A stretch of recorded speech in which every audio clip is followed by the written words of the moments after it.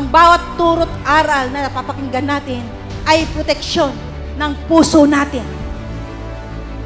Doon natin maipapakita kung paano tayo nagsisikap, pinipilit natin na malakaran ang maging katulad at kawangis ng ating Panginoong Hesukristo.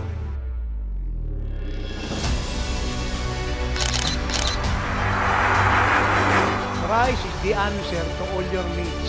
Siya man po ay spiritual needs, siya man po ay physical needs, siya man po ay mental needs, siya man po ay emotional needs, at siya man po ay financial needs. Whatever needs it is, Christ is the answer.